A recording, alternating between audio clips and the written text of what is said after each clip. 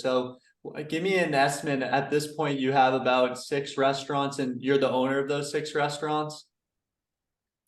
Yeah, so I was a Okay. sub-franchisee of these hotels. I basically had my own document that said, this part of the hotel is yours, and you operate it as your own business. So I stood up a LLC that ran the companies, and it was my own business.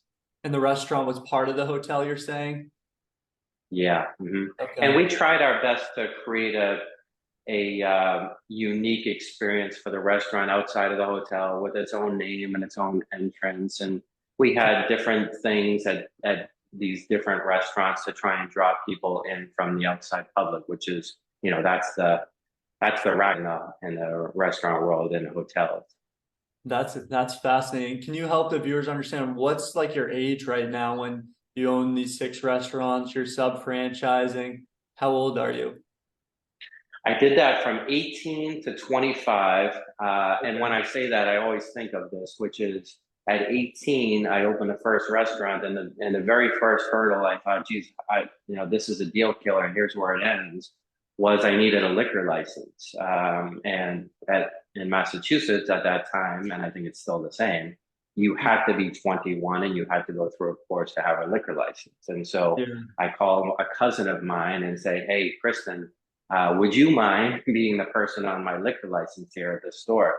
Yeah. And then fast forward, I open another one and I need another cousin to be on the liquor license there. So it's kind of funny, but 18 to 25, built those 6 restaurants. And then at 25, that's really where my transition into the dry cleaning and laundry space, the business that I'm in now, Okay. the franchising world direct started. Yeah, let's kick things back before we head over to the franchising and when you're 25, because I think that's a really good point right now. When you were 18, basically, you didn't really know what you were going to do. There's no sense of going to college. There's no sense of getting the degree and having that sense of safety, but you're really thrown into the real world at that age of 18. And, for other people, a lot of people, they graduated like myself. They graduate when they're 21, they're 20, they're 22. Some people graduate when they're 25, 26, and they still don't know what they want to do in life because they still haven't really experienced the real world. And, college really does shelter people to a certain extent where you can take all the exams. I took all the financial exams and I graduated and I did an internship for a finance company and I still had no idea what the stock market was. So, people still could go through 20 plus years of their life and have no idea what they want to do. So can you speak to somewhat of the advantages to when you're 18 to 25, kind of having those years to experiment and try new things, whereas kind of being in college, kind of locked up in a prison to a certain extent? Well, I will say that I still am sort of jealous of the college experience, and I wish I had had part of that. Although I Mm, really enjoyed my journey, yeah, um, and I would not, encourage people like, hey, because it worked for him, that's probably the way that the success should go. mm, Um, if I had the option to go to college, I probably would have. And having said that, I do think that our educational system has some major flaws in it and really needs to be completely revamped. And I see people coming out of school that have no real world acumen.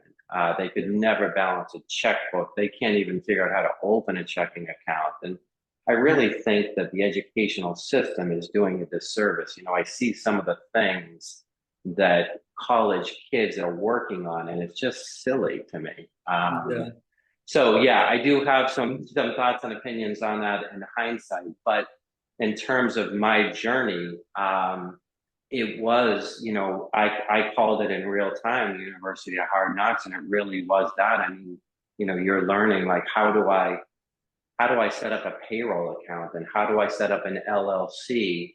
And how do I get people paid on Friday? And I mean, some yeah. of those things seem silly to me today, but I would literally get in my car on Friday and drive around to the 6 restaurants and be like, hey, Joe, here's your 10 checks to hand out. And, Sally, here's your 8 checks. And now that's like silly, like, hey, direct deposit, boom, you push a button, it shows up in their account. So, you know, I guess to put that in the perspective of franchising, I did learn a lot of things the hard way and the slow way. And Yeah. that's the beauty of franchising. When people come into our system now, like they go into this program and we show them how to set up an LLC and a bank account and a payroll Yeah. account and recruiting. So, that is the beauty of franchising. Hmm, that's powerful. And I'm thinking of kind of Nike's logo with "Just Do It." You're really just kind of thrown into the thick of things. And, nowadays we have all these systems in place so that you can really evaluate those decisions. And, nowadays people